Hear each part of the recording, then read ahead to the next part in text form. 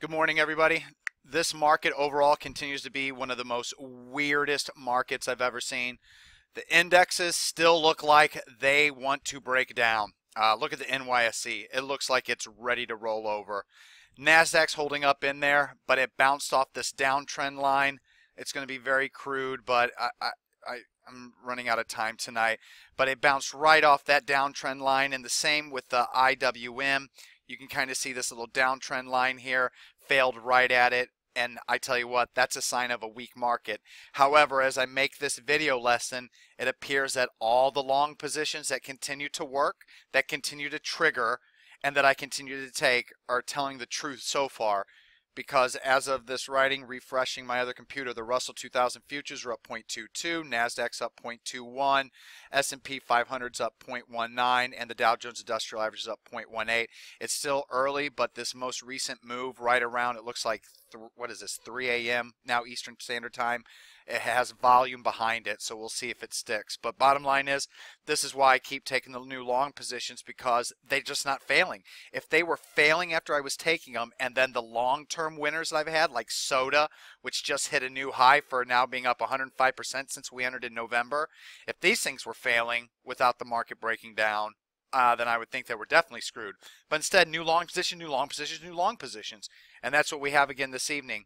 Now, COHR is a very nice signal. I love the pocket pivot point signal off the 50-day moving average with the 5, 10, and 20. But as you can see, the base isn't symmetrical, so it's kind of risky, and earnings are coming up. So technically, it's a 2% signal for being can slim, 2% for being perfect speculator, but I'm halving it and just going to make it a 2% long position. I'm fully invested anyway. I'm back to being 90% long going into Thursday's session and 10% leverage short. And the shorts are working. All my VIX hedges were up, as you can see here. Look at this. They were up again on Wednesday. So everything is still working. It's incredible right now. But COHR, little weird symmetrically, so we'll go ahead and reduce it down to 2% for me. In my cash account, it doesn't matter. I can't even take a position in COHR.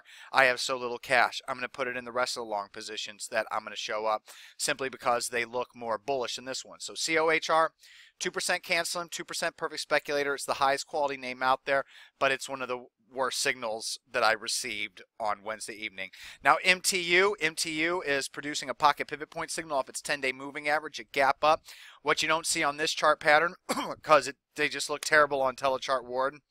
The MACD and the MACD histogram is curling up off lows. MACD histogram has been trending higher as this stock price came down, and the RSI 14 has curled up out of oversold and back above the oversold 30 line. So MTU is curling out of all that. So confirmation across the board with my BOP indicator volume surge.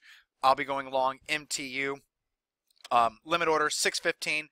First cut loss 603, second cut loss 593, and I just realized COHR didn't tell you where I was going to cut my loss. 194.70 is first cut loss.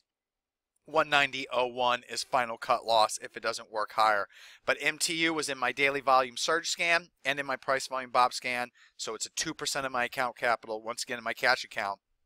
So whatever I can divvy up what's left in there into this one, and then the next few you're going to see. IAC is producing a pocket pivot point signal as it breaks out of basically an ascending triangle pattern, an ascending wedge, a cup handle, not a cup with handle, but a cup pattern, as you can see right here for the past 2 months, or is that 2 months? Yeah, for the past 2 months. Either way, it's a strong pocket pivot point signal. You can see the surge in volume very high. You can see the surge in BOP well above any of the previous BOP readings. This was also just like MTU in my daily volume surge scan and my price volume BOP scan. So 2% for IAC, limit order at 76.46, first cut loss level, move below 75.05, and then final cut loss level and move below 74.05. And then on the speculative side for new long, INTX, this is actually my best looking signal overall in the evening.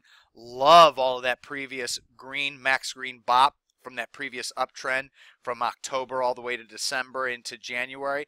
Pulled back and consolidated, and while it would have been nice to have done it on green BOP, it never traded with any red BOP.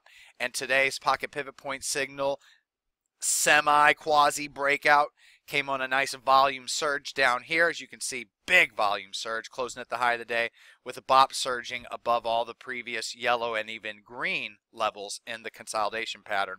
So very strong move. I want to get long INTX using a limit order at 408. First cut loss level will be 386. Final cut loss level will actually be this pocket pivot point signal. Want to give it some room to run since that first stop level's tight. So using 365 as my final stop. And just as I was just talking, futures just jumped up again in the market.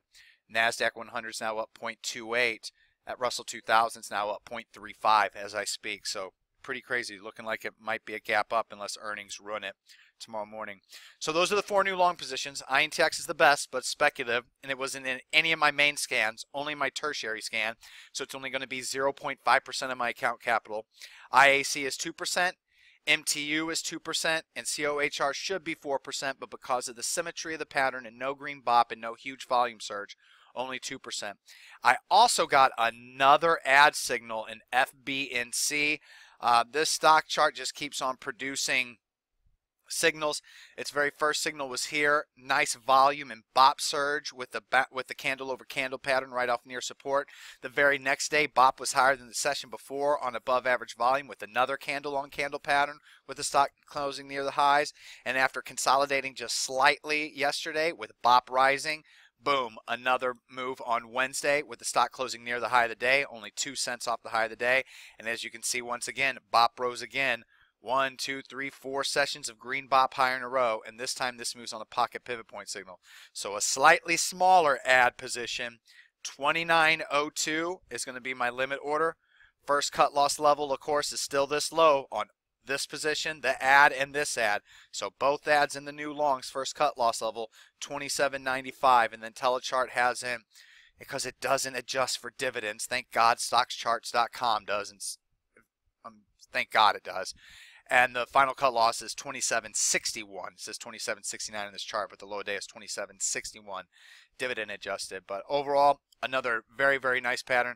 INTX is the best looking pattern on the evening, but FBNC is the highest quality, best looking pattern overall. And then I got an ad signal in DNBF. This is quasi CanSlim stock, quality stock.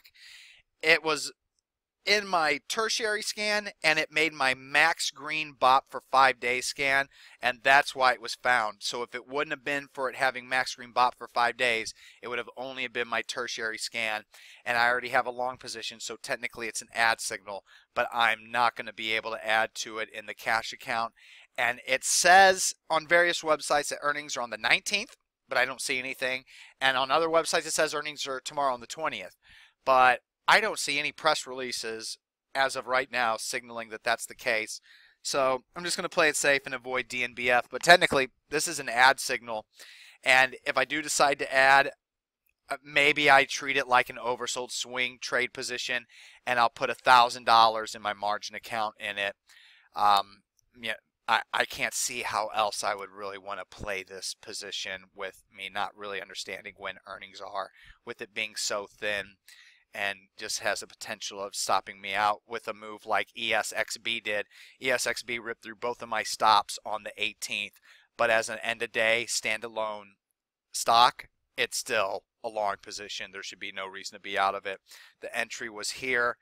If you're holding on an end-of-day basis, you still have a 37% gain. But like I said, I was knocked out of all of it on the 18th. All right, going to wrap up the video there. Futures are now coming back in a bit. Russell 2000 is now only up 0.26%. The NASDAQ 100 is now only up 0.25%, but still pretty good start as I head to bed on Maui. All right, have a great morning, everyone. Good luck.